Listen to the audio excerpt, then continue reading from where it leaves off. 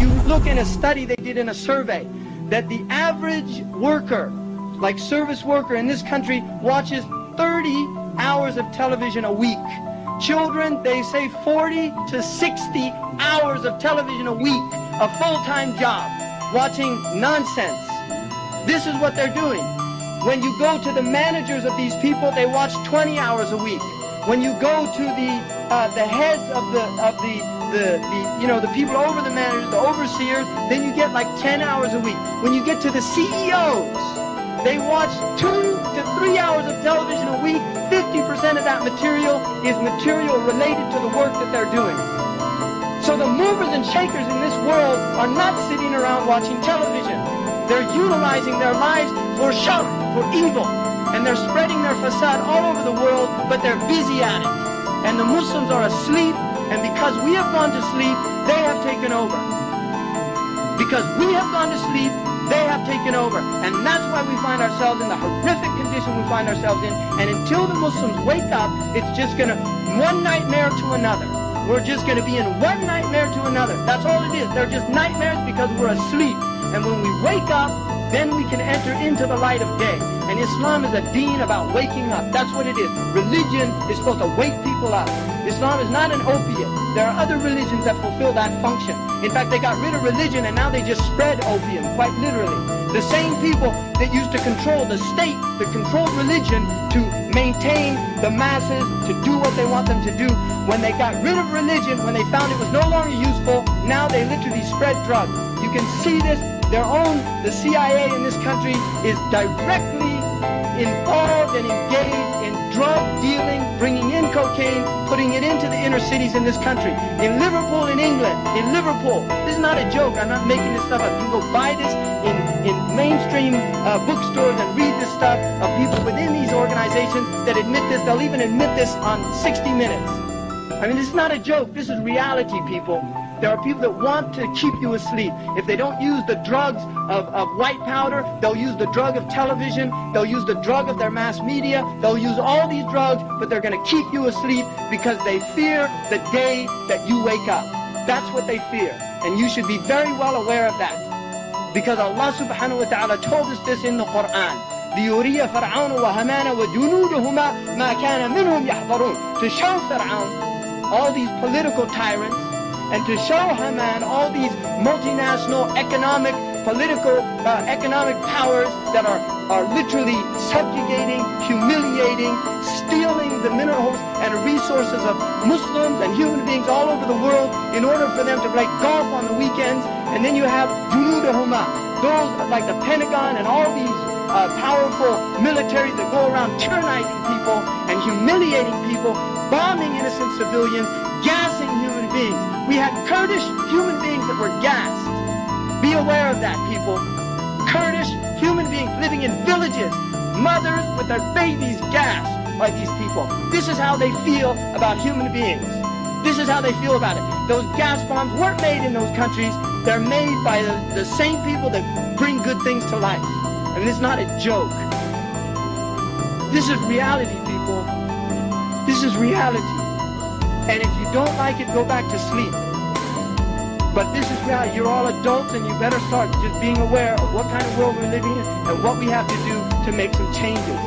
Because the changes aren't going to come around if we just keep sleeping along, dozing along, putting on the snooze button. Because the alarm clock keeps going off. Allah has given us enough warning and we just sit around. But Allah says that He promises to show Fir'aun, Haman, and his armies what they were fearing from these people. You see, when the day that they wake up, the day that they say we're not going to take any more. And as we have been programmed mentally, intellectually, one must be aware of this being programmed.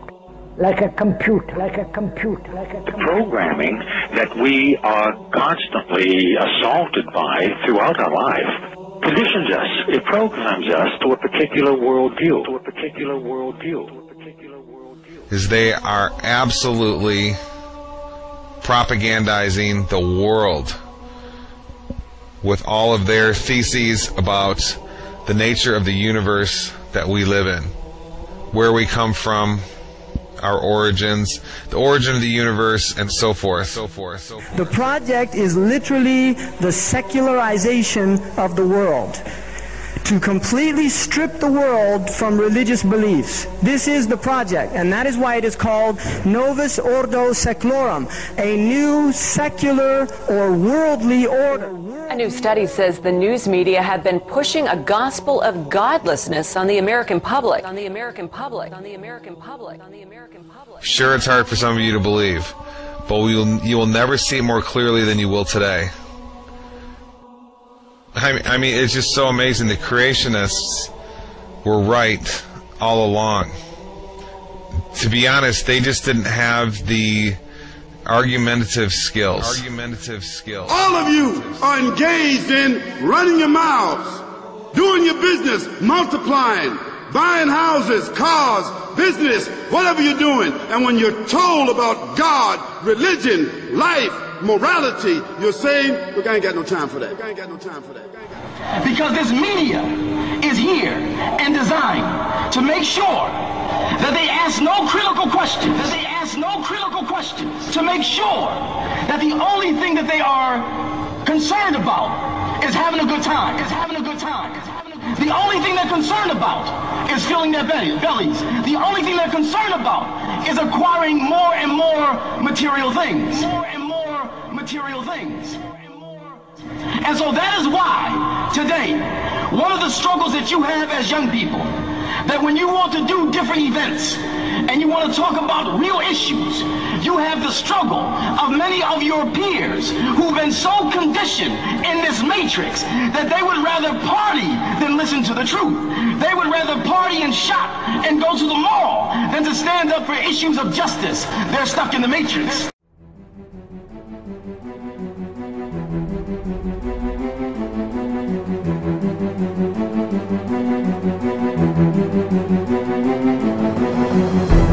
You have it. Allah has given it to us. He's telling us in the Quran, He's given you deen. He said, لِيُزَهِرَهُ عَلَى الدِّينِ كُلِّهِ, is to master, overcome and supersede every other deen, every other way of life, whether it be Judaism, Hinduism, Buddhism, Christianism, communism, every ism. Islam is destined to master them all.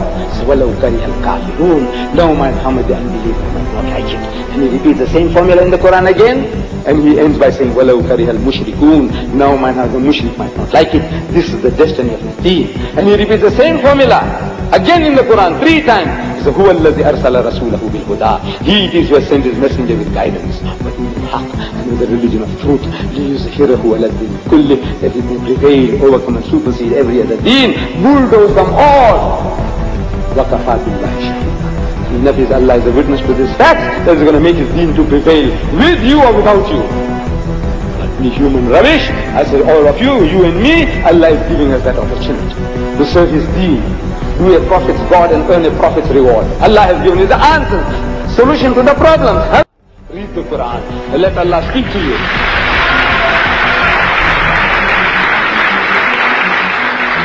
Allah will do it for you. Allow his book to touch the heart. And inshallah,